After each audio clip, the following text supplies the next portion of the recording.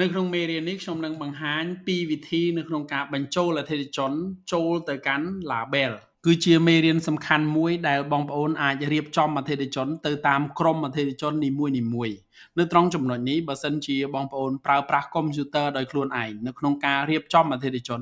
បងប្អូននឹងស្គាល់អតិថិជនដោយខ្លួនឯងហើយការរៀបចំអតិថិជនរបស់បងប្អូននោះមានការរៀបចំអតិថិជនបានយ៉ាងល្អហើយមានប្រសិទ្ធភាពខ្ពស់នៅក្នុងការរៀបចំអញ្ចឹងយើងចូលទៅមើលពីវិធីនៅក្នុងការរៀបចំអតិថិជនចូលទៅកាន់ label ទាំងអស់គ្នាជាដំបូងគឺខ្ញុំចូលមកកាន់ទំព័រ Google Chrome រួចខ្ញុំបើក Facebook របស់ខ្ញុំមកបន្ទាប់មកទៀតយើងចូលទៅកាន់ system app.iskillbiz.com យើងចុចនៅលើនឹងមកបន្ទាប់ពីយើងចុចនៅលើនឹងហើយគឺនាំយើងមកកាន់ទំព័រនេះនៅក្នុងទំព័រនេះបើសិនជាបងប្អូនធ្លាប់ធ្វើការ log in ឬក៏ចុះឈ្មោះតាមរយៈ Gmail បងប្អូនត្រូវចូលទៅប្រើវិញតាមរយៈ Gmail តែបើសិនជាបងប្អូនចុះឈ្មោះប្រើដោយ Facebook គឺបងប្អូនចូលទៅវិញតាមរយៈ Facebook តែនេះគឺខ្ញុំបានចុះឈ្មោះតាមរយៈ Gmail គឺខ្ញុំនឹងចូលទៅវិញតាមរយៈ Gmail ដូចគ្នាហេតុអ្វីបានជាខ្ញុំចង់ឲ្យបងប្អូននឹងចុះឈ្មោះតាមរយៈ Gmail ដើម្បីឲ្យបងប្អូននឹងមាន email នៅក្នុងការយកមកប្រើនៅក្នុងទំព័រនេះអញ្ចឹងនៅពេលដែលបងប្អូនចង់ប្រើ email ហើយនិង password បងប្អូនគ្រាន់តែប្រាប់ admin របស់យើងនឹងចេញ email ហើយនិង password ជូនបងប្អូនអញ្ចឹងខ្ញុំ log in តាមរយៈ Google Chrome ចុចមកនៅពេលដែលខ្ញុំចុចមកខ្ញុំមករើស email ដែលខ្ញុំបានភ្ជាប់ដដែលនេះគឺ email iskillbiz@gmail.com ខ្ញុំចុចលើនឹងមកនៅពេលដែលខ្ញុំចុចនៅលើ email ដែលខ្ញុំបានភ្ជាប់ហើយគឺវានាំខ្ញុំចូលមកកាន់ទំព័រ dashboard នៅក្នុងទំព័រ dashboard នេះគឺខ្ញុំនឹងបញ្យល់ឲ្យបងប្អូនបានយល់បន្តិចនៅត្រង់ចំណុច review packet គឺបងប្អូនអាចបង់នៅកញ្ចប់នៅក្នុងនេះបានបងប្អូនចុចចូលមកនៅពេលដែលយើងចុចចូលមកយើងនឹងឃើញ3កញ្ចប់កញ្ចប់ទី1គឺកញ្ចប់ basic $9 កញ្ចប់ទី2គឺ standard $19 ហើយនិងកញ្ចប់ទី3គឺ advanced $25ប្រសិនបើបងប្អូនចង់តអាយុឬក៏ជ្រើសរើសនៅក្នុងការប្រើកញ្ចប់ណាមួយគ្រាន់តែបងប្អូនចុចនៅលើនេះមកខ្ញុំឧទាហរណ៍ថាខ្ញុំ select packet លើកញ្ចប់$25ខ្ញុំចុចមកបន្ទាប់ពីខ្ញុំចុចមកបងប្អូននឹងឃើញកញ្ចប់បងប្អូនជ្រើសយកគឺ$25ហើយនឹងប្រើបាន30ថ្ងៃបន្ទាប់មកទៀតបងប្អូនចុច pay លុយនៅត្រង់ចំណុច pay with KH QR code បងប្អូនកុំឲ្យចុច PayPal គឺបងប្អូនចុចនេះ pay with KH QR code បងប្អូនគ្រាន់ចុចលើហ្នឹង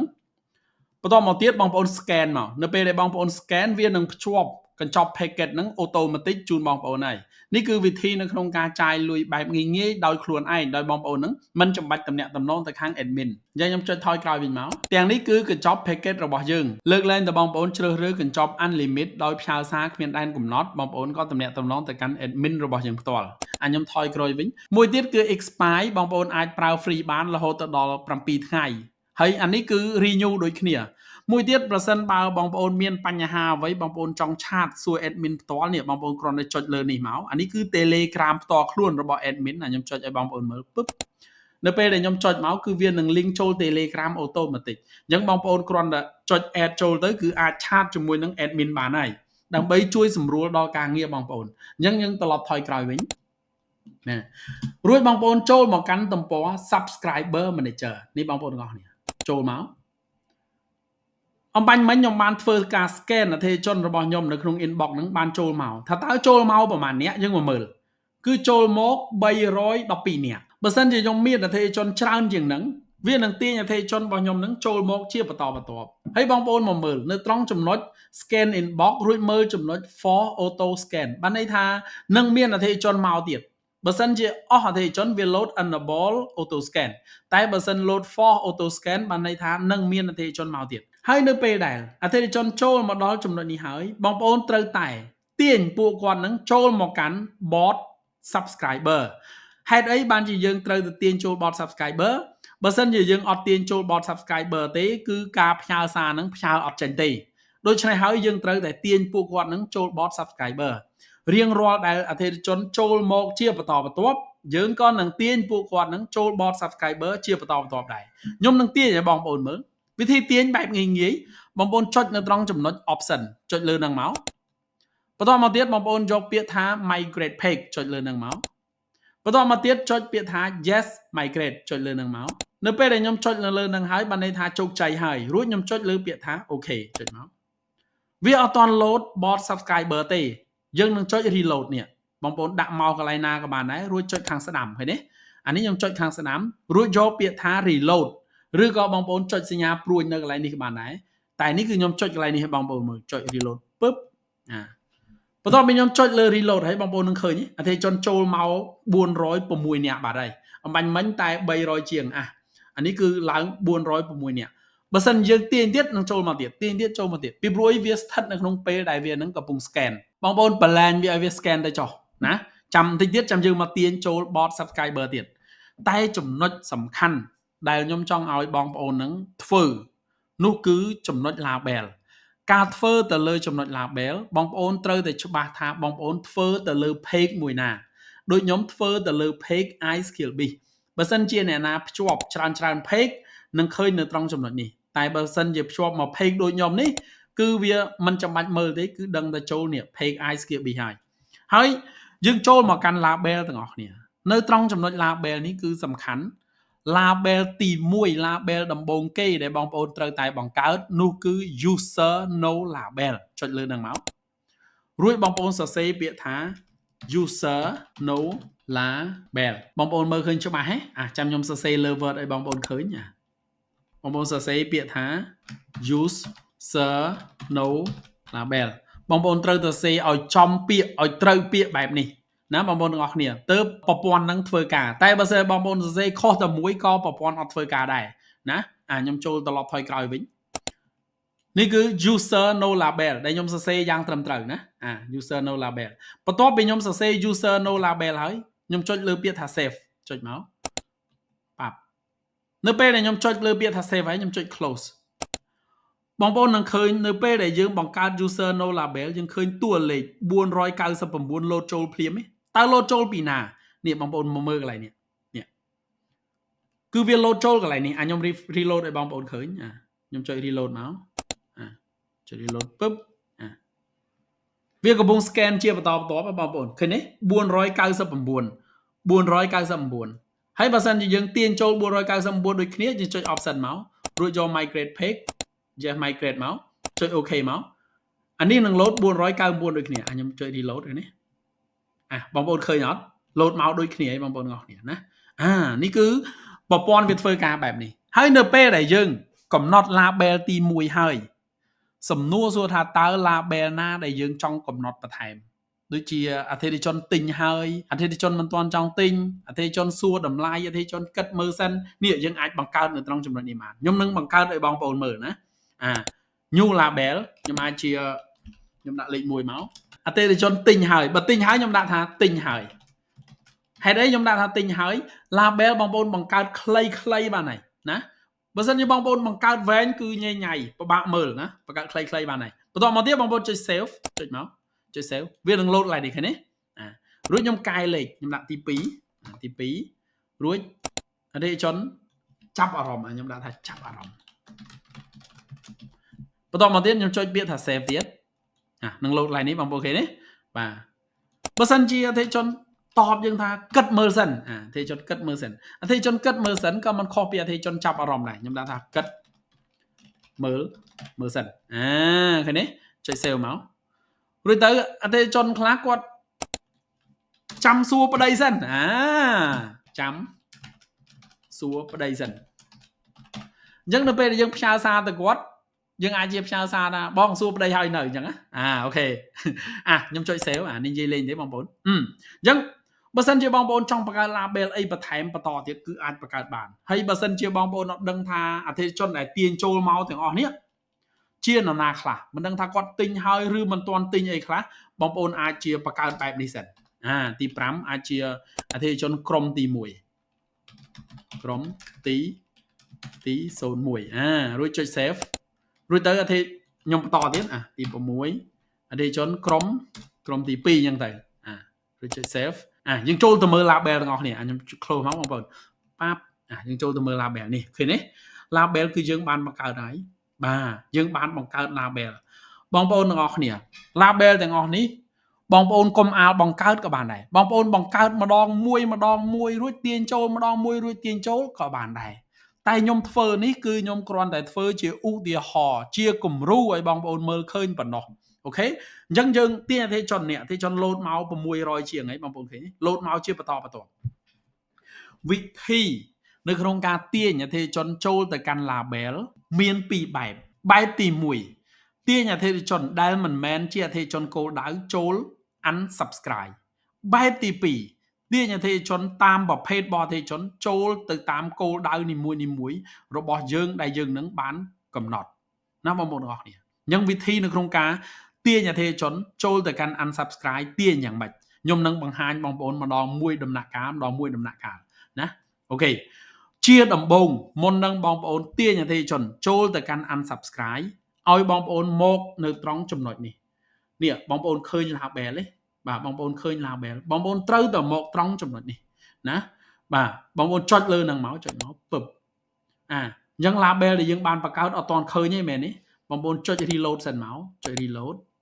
បាទបន្តមកទៀតបងប្អូនចុចសារថ្មីមកចុចមកពឹបបងប្អូនឃើញ label ដែលយើងបានបង្កើតទេ label នេះគឺ label នេះខ្ញុំឧទាហរណ៍ថា1ទិញហើយរួចបងប្អូនមកមើលកន្លែងនេះ1ទិញហើយបងប្អូនឃើញទេអញ្ចឹង label នេះគឺ label នេះយើងរំកិលតែក្រោមយើងនឹងឃើញ user no label unsubscribe អានេះក៏ដូចគ្នា user no label unsubscribe គឺដូចគ្នាបើ label នៅទីកន្លែងនេះមាន6 label នៅទីកន្លែងនេះក៏មាន6ដូចគ្នារួចយើងរំកិលចុះក្រោមមកឲ្យបងប្អូនយកពាក្យថា user no label រៀងរាល់ដែលទាញអតិថិជនចូលទៅកាន់ label ផ្សេងៗបងប្អូនត្រូវតែយកពាក្យថា user no label ជានិច្ចអូខេខ្ញុំមកកំណត់ user no label កំណត់មកហើយអញ្ចឹងបានន័យថាអតិថិជនទាំងអស់គឺអត់មាន label ទេបន្ទាប់មកទៀតខ្ញុំត្រូវតែទាញអតិថិជនដែលមិនមែនជាអតិថិជនគោលដៅរបស់ខ្ញុំនឹងចូល unsubscribe ឲ្យអស់វិធីគឺខ្ញុំទាញម្ដង100តើខ្ញុំទាញម្ដង100បានយ៉ាងដូចម្ដេចនេះបងប្អូនមកមើលនៅត្រង់ចំណុច show entry នេះនៅត្រង់ចំណុចនេះគឺយើងអាចកំណត់ឲ្យវាបង្ហាញម្ដងប្រមាណចុចនៅលើនេះមកអានេះគឺបង្ហាញម្ដង10នេះឃើញតួលេខ10ទេបាទអញ្ចឹងបើសិនខ្ញុំចង់បង្ហាញម្ដង25ខ្ញុំចុចលើ25មកខ្ញុំរំកិលមើលឃើញទេវាលោត25អញ្ចឹងបើសិនខ្ញុំចង់បង្ហាញ50ខ្ញុំចុចមកឃើញទេវាបង្ហាញម្ដង50អញ្ចឹងបើសិនខ្ញុំចង់បង្ហាញ100វាបង្ហាញម្ដង100ឃើញទេបាទវាបង្ហាញម្ដង100អញ្ចឹងបើសិនខ្ញុំចង់បង្ហាញម្ដង1000ខ្ញុំក៏ចុច1000មកបង្ហាញខ្ញុំម្ដង1000តែនេះគឺខ្ញុំចង់បង្ហាញតែ100បានហើយដើម្បីកុំឲ្យវាវែងពេកណាវែងពេកនៅពេលដែលខ្ញុំចាប់ផ្ដើមធ្វើការកំណត់អតិថិជនគោលដៅជារៀងរាល់ដែលខ្ញុំកំណត់ខ្ញុំត្រូវតែទាញអតិថិជនដែលមិនមែនជាអតិថិជនគោលដៅនឹងចេញសិនតើទាញយ៉ាងម៉េចបងប្អូន zoom in zoom out បានបងប្អូនឃើញទេបងប្អូនចុច control រួចមករុញទៅមុខរុញទៅក្រោយមកវា zoom in zoom out ហើយឃើញទេនៅពេលដែលយើងទាញអតិថិជនមិនមែនជាអតិថិជនគោលដៅឲ្យយើងមកចុចលើពាក្យថា quick info ចុចលើនឹងមកភ្លឹបនៅពេលដែលយើងចុច quick info ហើយបងប្អូននឹងឃើញវាអត់មាន page ទាល់តែសោះបងប្អូនឃើញទេនេះអានេះគឺឡើង page តែពណ៌ស្វាយហើយនឹងទាំងអស់នេះគឺអត់មាន page ទេបើសិនជាបង្កើត Facebook ធម្មតាអត់ page Facebook ឲ្យបង្កើតទេមានតែ Facebook ខ្មោច Facebook ដែលមិនមែនជា Facebook ត្រឹមត្រូវប៉ុណ្ណោះដែលអត់មាន page Facebook មួយទៀតគឺ Facebook ដែលអត់មានការឆ្លើយឆ្លងជាមួយនឹងយើងវាក៏អត់ load page ឲ្យយើងដែរក្រហមបែបនេះគឺ page ស្រី Q page ប្រុសណាបងប្អូនទាំងអស់គ្នាអញ្ចឹងនៅពេលដែលខ្ញុំចុចនៅត្រង់ចំណុចនឹងមកនេះវា load បែបនេះឲ្យថាតើមានប្រមាណជាដំបូងគឺយើងមកមើលនៅត្រង់ចំណុចនេះសិនអញ្ចឹងអតិថិជនពណ៌ស្វាយរបស់ខ្ញុំទាំងអស់មានត្រឹមតែ20នាក់ប៉ុណ្ណោះបើមានត្រឹមតែ20នាក់ប៉ុណ្ណោះខ្ញុំចង់ទាញម្ដងទាំង20នាក់ដែលខ្ញុំទាញយ៉ាងដូចម្ដេចវិធីងាយបងប្អូនទាំងអស់គ្នាខ្ញុំក៏ select នៅត្រង់ចំណុចនេះរួចខ្ញុំយកលេខ10ពីព្រោះមានតែ20ហ្នឹងយកលេខ10មកឃើញវា load ឲ្យខ្ញុំ10ទេរួចអត់មាន page ទេកន្លែង fix info អត់មានទេរួចខ្ញុំគ្រីសកន្លែងនេះគ្រីសភ្លឹបរួចខ្ញុំទាញពួកគាត់ហ្នឹងចូល unsubscribe វិធីទាញយ៉ាងម៉េចបងប្អូនយកពាក្យថា option រួចយកពាក្យថា move label ចុចលើនឹងមករួចបងប្អូនយកពាក្យថា unsubscribe ចុចលើនឹងមករួចបងប្អូន move label ចុចលើនឹងមករួចចុចលើពាក្យថា OK ចុច OK ទៀតមកឃើញចូលទេចូលមក10ហើយload មកបន្តទៀតខ្ញុំគ្រីសទៀតខ្ញុំគ្រីស10ទៀតខ្ញុំគិតថាពួកគាត់មិនជាអតិថិជនគោលដៅបងប្អូនអាចទៅ search មើលឈ្មោះបានណានៅក្នុង business suite បន្តមកទៀតយើង select 10ទៀតមករួចទាញពួកគាត់ចូលទៅកាន់ unsubscribe move label រួចជ្រើសយក unsubscribe ចុចលើនឹងមករួច move label ចុចមករួចចុច OK អមាញ់មិញមាន20នាក់បងប្អូនទាំងអស់គ្នា21នាក់នេះ មិនមាន21នាក់នៅសល់ម្នាក់ទៀតបងប្អូនអាចជា create ចុច option ក៏បានឬមួយបែបទៀតបងប្អូននេះនៅត្រង់កាបូបនេះបងប្អូនចុចលើនឹងមកបងប្អូនឃើញកន្លែងកំណត់ label ខ្ញុំទាញគាត់ដាក់ label unsubscribe រួចចុចពាក្យថា save ចុចមករួចខ្ញុំ close ឃើញបាត់ទេបងប្អូនទាំងអស់គ្នាហេតុអ្វីបានជាបាត់បែបនេះដោយសារអីនេះយើងជ្រើសយក user no label ណាតែការកំណត់អតិថិជនដែលមិនមែនជាអតិថិជនគោលដៅបែបនេះឲ្យបងប្អូននឹង scan ឲ្យអស់សិននេះនៅក្នុងខណៈដែលខ្ញុំកំពុងធ្វើអំបញ្ញមិញតែ499តែវា scan ចូលមកទៀតគឺ977អញ្ចឹងខ្ញុំទាញគាត់ចូលទាំងអស់បានខ្ញុំចុច option មកចុច migrate អានេះធ្វើបដៅទាញបដៅណាតែបើសិនជាបងប្អូន scan តុកចោលគឺបងប្អូនទាញតែម្ដងគឺអស់ហើយបាទរួចខ្ញុំ reload មកចុច reload មកនេះគឺវាចូលមកហើយចូល bot subscriber មានទាំងអស់គឺ998ណាជិត1000ហើយបងប្អូនទាំងអស់គ្នាចំណុចបន្ទាប់គឺជាចំណុចដែលយើងទាញអតិថិជនចូលទៅកាន់ label នីមួយកាលដែលយើងទាញអតិថិជនចូលទៅកាន់ label គោលដៅដូចជាអតិថិជនទិញហើយលុះត្រាតែយើងនឹងស្គាល់អតិថិជនខ្លួនឯងបើសិនជាយើងពឹងអ្នកដតីទាល់តែអ្នកដតីនឹងស្គាល់អតិថិជនរបស់យើងទៅពួកគាត់ដឹងថាអ្នកណាដែលទិញហើយអ្នកណាដែលមិនទាន់ទិញបន្ទាប់ពីយើងបាន scan អតិថិជនចូលមកវិធីដែលធ្វើឲ្យយើងដឹងថាគាត់ទិញឬមិនទិញគឺយើងប្រៀបធៀបជាមួយនឹង business suite ណាតែការដែលយើងមកមើលនៅក្នុង business suite អាចជាច្រើនអញ្ចឹងការកំណត់អតិថិជនដំបូងអាចជាមានភាពលំបាកសម្រាប់បងប្អូនតែបើសិនជាបងប្អូនបាន broadcast ម្ដងពីរដងបងប្អូននឹងដឹងហើយថាអ្នកណាទិញអ្នកណាមិនទាន់ទិញហើយអញ្ចឹងខ្ញុំឧទាហរណ៍ថាឈ្មោះគាត់បានទិញអញ្ចឹងខ្ញុំអាចជាចុចនៅលើកាបូបនេះរួចខ្ញុំមកជ្រើសយក label បានទិញហើយនេះខ្ញុំគ្រីស label នេះមករួចខ្ញុំចុចពាក្យថា save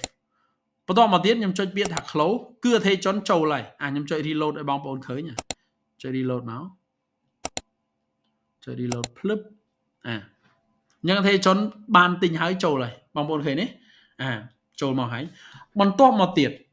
វិធីដែលធ្វើឲ្យបងប្អូនដឹងថាគាត់នឹងជានរណាបងប្អូនមកមើលនៅក្នុង live chat នៅក្នុង live chat នេះគឺបងប្អូនអាចឆែកឈ្មោះមួយបានព្រោះបើអតិថិជនឆាតមកទៅលោតចូលនៅក្នុង live chat តែបើអត់ឆាតមកទេគឺអត់លោតចូលទេតែនេះគឺអត់មានតិន្នន័យមូលហេតុមានតិន្នន័យគឺដោយសារខ្ញុំទៅតែ scan ពួកគាត់ចូលមកបើសិនជាពួកគាត់ឆាតជាមួយនឹងខ្ញុំចាប់ផ្ដើមពីខ្ញុំ scan តិន្នន័យចូលមកគឺខ្ញុំអាចចូលមកមើលតិន្នន័យក្នុង live chat រួចខ្ញុំអាចកំណត់ label បានហើយថាគាត់ទិញមិនទាន់ទិញចាប់អារម្មណ៍សួរតម្លៃគឺខ្ញុំអាចកំណត់ពួកគាត់ទាំងអស់គ្នានៅក្នុងនេះបានខ្ញុំចេញទៅវិញបងប្អូនចុចនៅត្រង់ចំណុចនេះពេលចេញទៅវិញចុចសញ្ញាព្រួយនេះមកបាទបងប្អូនចេញទៅវិញហើយរួចចុចលើពាក្យថា subscriber manager ដដែលអានេះគឺការកំណត់អតិថិជនមួយចូលទៅកាន់ទិញហើយចាប់អារម្មណ៍គិតមើលសិននេះខ្ញុំអត់ដឹងទេតែជាដំបូងដើម្បីឲ្យខ្ញុំអាចផ្ញើសារទៅកាន់អតិថិជនដែលមាននៅក្នុង inbox ទាំងអស់បានខ្ញុំត្រូវចាប់គាត់ចូលទៅកាន់អតិថិជនតាមក្រុមនីមួយសិនពីព្រោះអីវាអាចជាសាំញ៉ាំវាអាចជាច្រើននៅពេលដែលយើងនឹង scan ចូលមកហើយអត់ដឹងថាអ្នកណាជាអ្នកណាអញ្ចឹងខ្ញុំនឹងទាញពួកគាត់នឹងចូលទៅតាមក្រុមនីមួយខ្ញុំសូមបញ្ជាក់បងប្អូនបន្តិចតាក់ទងជាមួយនឹងការទាញអតិថិជនចូលទៅកាន់ label គឺកុំឲ្យលើស 1000 នាក់ក្នុងមួយ label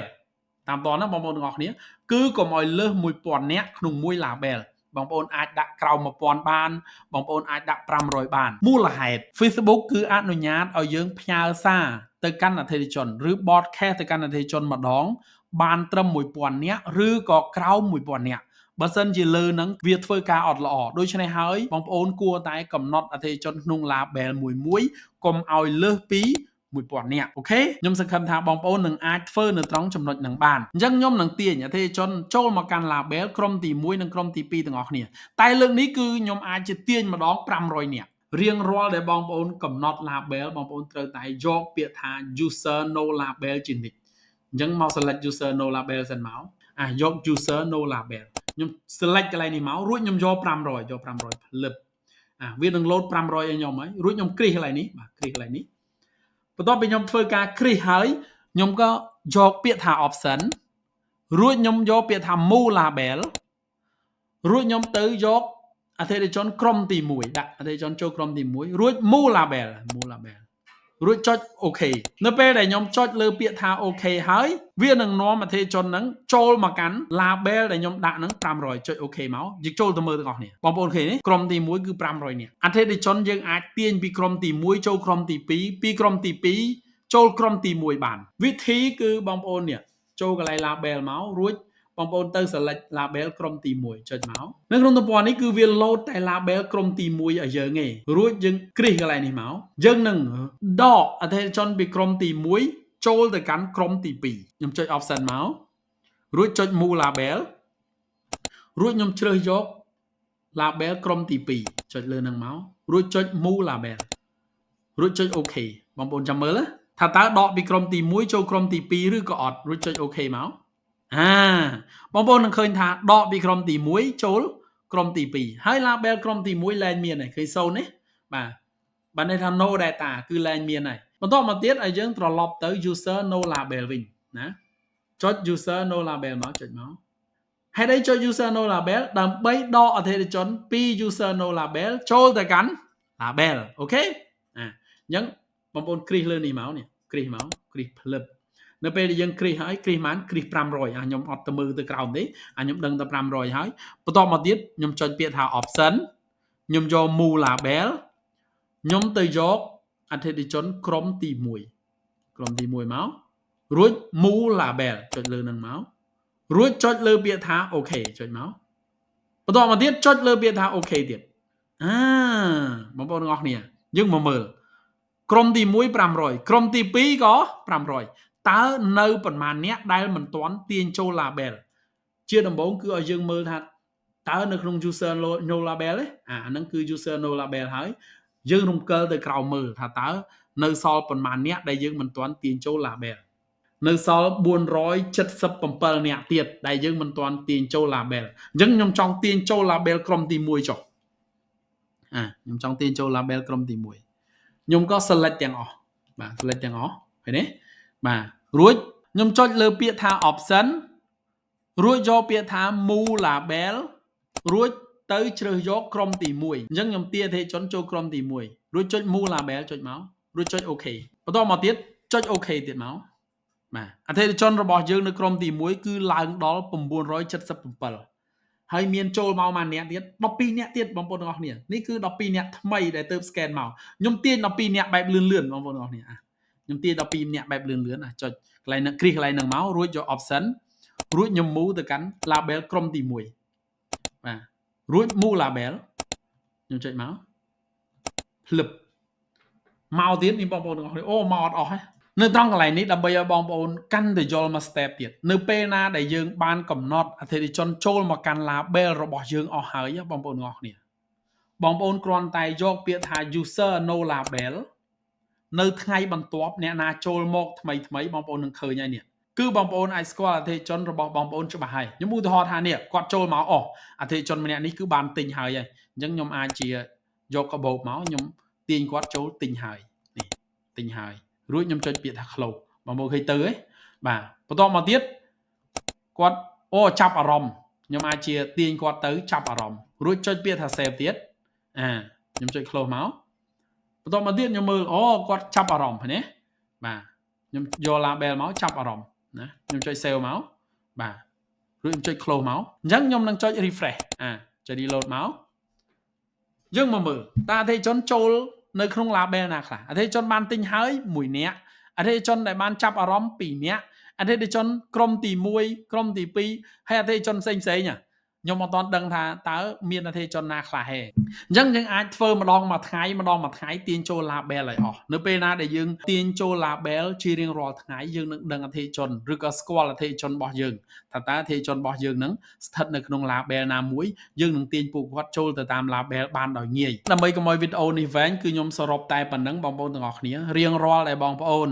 ទាញអតិថិជនចូលទៅកាន់ label បងប្អូនកុំភ្លេចមកជ្រើសយកពាក្យថា user no label នៅពេលដែលបងប្អូន select user no label បងប្អូនគឺអាចទាញអតិថិជនចូលទៅតាម label នីមួយៗដោយអត់មានការភ័ន្តច្រឡំអ្វីទាំងអស់ការកំណត់ label មានតែប៉ុណ្្នឹងយើងទៅជួបគ្នានៅវីដេអូបន្តទៀតគឺវិធីនៅក្នុងការផ្ញើ message ទៅកាន់អតិថិជនម្ដងបាន10នាក់100នាក់ ឬក៏1000នាក់ក៏បានទៅតាមតម្រូវការរបស់យើងតោះទៅជួបគ្នានៅក្នុងវីដេអូបន្តទៀត